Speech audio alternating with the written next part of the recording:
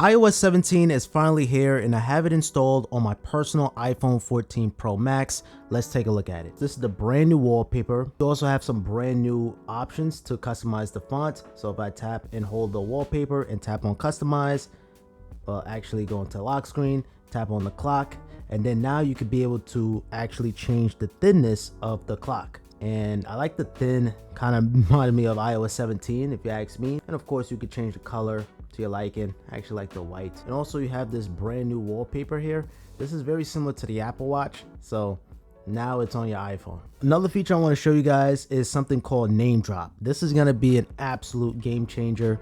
Let's say you're talking to somebody, you get their contact information, usually open up the messages app or the phone application, you get down their contact information and you save the contact. Those days are long gone. So I have an iPhone 13 running iOS 17 and I have my iPhone 14 Pro Max.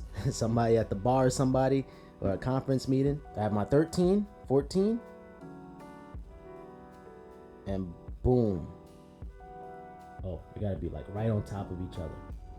And that's it. That is just incredible. Now, usually at that point, it'll be the reverse opposite. So you'll get that person's contact and the person that you try to receive. It's just gonna flip the contacts around. But in this case, both of these iPhones are mine. At that point, you could just tap on share or receive only, and you save that contact information. On watchOS 10, the Apple Watch, you could do the same thing too as well. Now, it doesn't even stop there. Let's say you take a picture, then you want to airdrop it. Usually you do the regular classic airdrop. You tap on the share icon and you can be able to just airdrop it.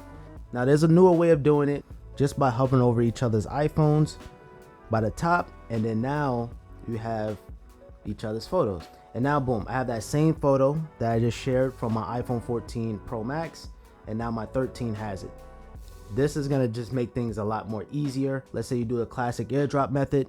Usually you have to stay within the screen, but now you could be able to exit out of it and you could be able to continue to airdrop right there on the tops. Now I want to talk about Apple Music. So on the bottom of the play bar, it's been different a little bit. You go into the now playing screen, you have this beautiful album artwork or this beautiful interface, and this is just gonna vary on the artist, if they're gonna even support it. Look at it. Look at Metro Boomin's album. You got the fire actually going. But also, they took it a step further. So you could view the credits. You could see who produced it, see who has the vocals. And really, one of my favorite things about Apple Music on iOS 17, it has the crossfade. So let's say you're playing music, and look at Gunna's album here.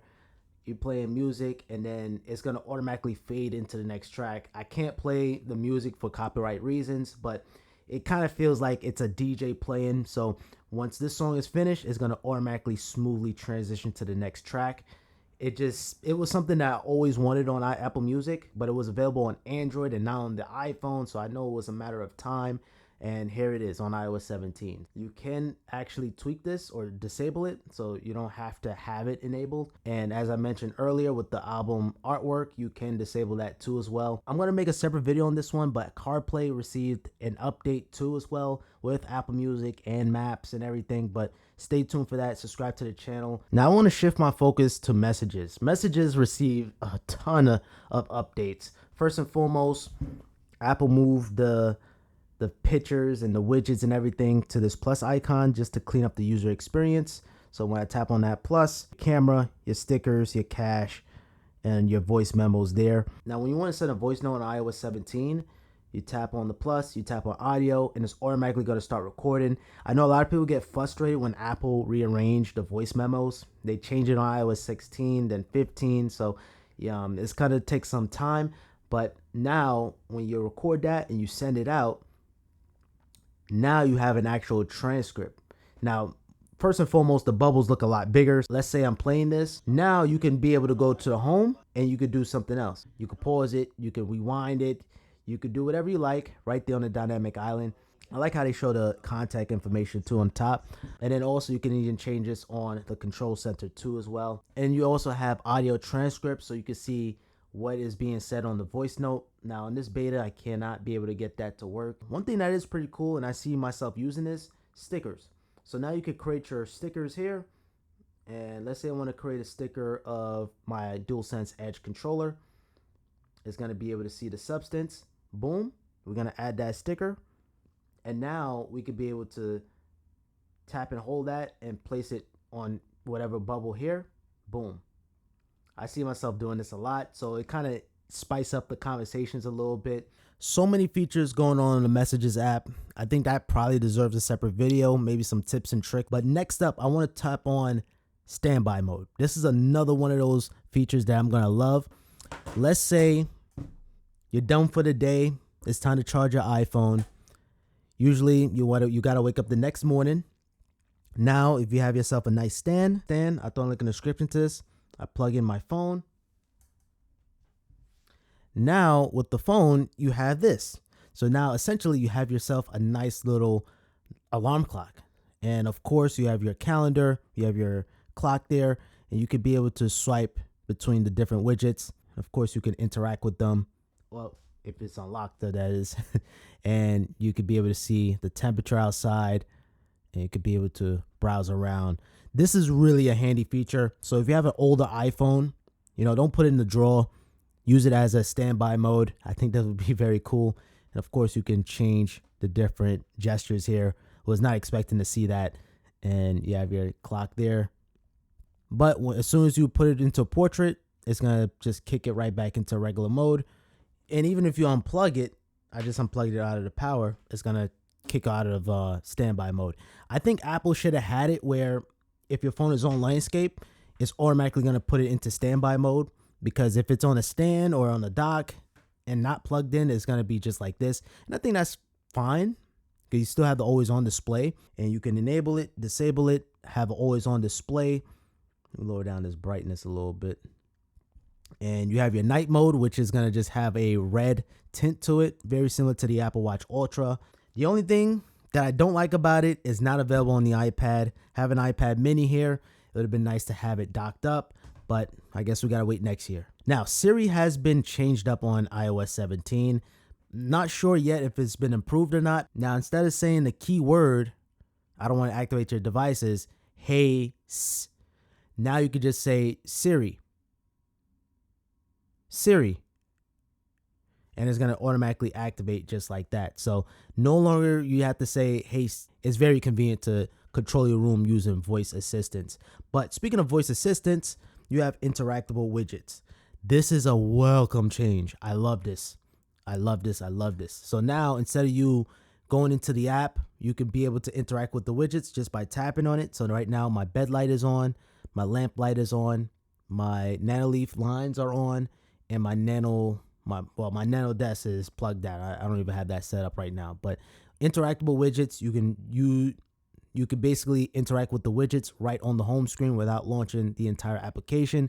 Prior to this, when you tap on one of these widgets, it's just going to open up the entire app. And at that point, you was better off going to the control center and controlling your lights right then and there. I'm going to redesign my entire home screen just for interactable widget. With the music application, now you can just tap on play and it's automatically going to play music. Contacts has received a major overhaul. You can be able to share your contacts, customize it with photos and pictures. So now Call Myself, you have a brand new call interface. So everything has been redesigned from the ground up here. And you can be able to share your name and your photo, contacts only. If I tap on it, actually I have multiple numbers. So this is going to just make things it's just not available. Right now I have my other iPhone activated, so I have two separate numbers. But needless to say, if you have one number, one Apple ID, like a regular person, then you could be able to adjust this accordingly. Now on the FaceTime app, on your group FaceTimes, you now see your Memoji. So you can see your Memoji instead of seeing the initials of your contact's name. Also on the bottom, you can see it says express yourself with a reaction. So if you touch and hold your image, you can send a reaction, and you can also use hand gestures. Actually, that's the same thing that's on macOS Sonoma. And let's say you're calling somebody on the FaceTime, they didn't answer, and you really want to show them something, you can now leave a video voicemail. So you can let them know, hey, you're missing out on this, or I want to talk to you, it's something really important. Next up, you have visual lookup. So let's say you took a picture of something, and for instance, we have this cat here.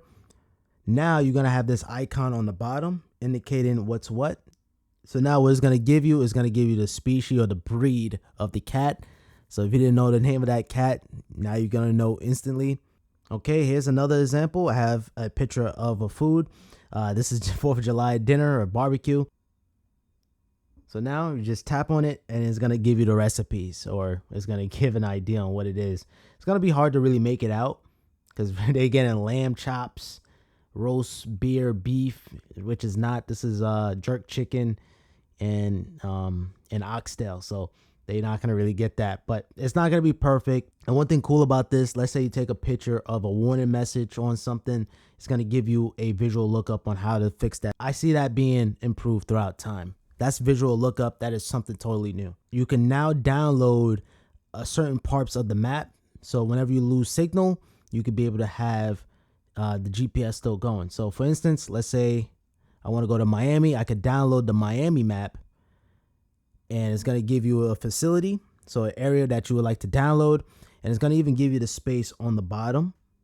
Pretty sure you guys can see that, and you can just tap on download. So I can shrink it. I could crop the map. I could zoom it in a little bit. It's a little finicky. But this is still in beta. And the larger the area, the more space it's going to take up. So this is 200 megabytes. Next up, we have a very cool feature.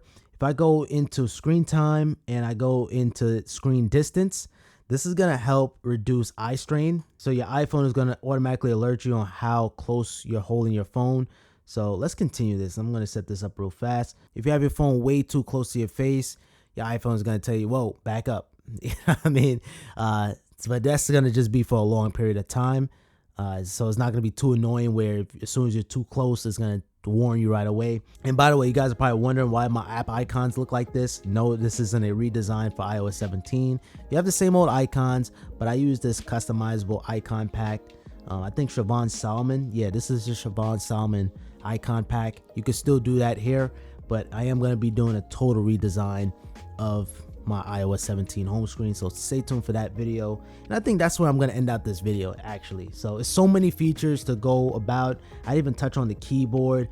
The keyboard received a major overhaul with autocorrect, and I think the animations look a little different on iOS 17. It could just be a placebo effect, but I feel like everything just moves nice and nifty and super fast. But yeah, this is still in beta. I still got to see what's the battery life looking like too as well, but only time would tell. I'm gonna have to update you guys at a later time. But thank you guys so much for watching. If you guys enjoyed, I appreciate it with a thumbs up. Subscribe if you're new around here with notifications on. And other than that, I hope you all have a simple day.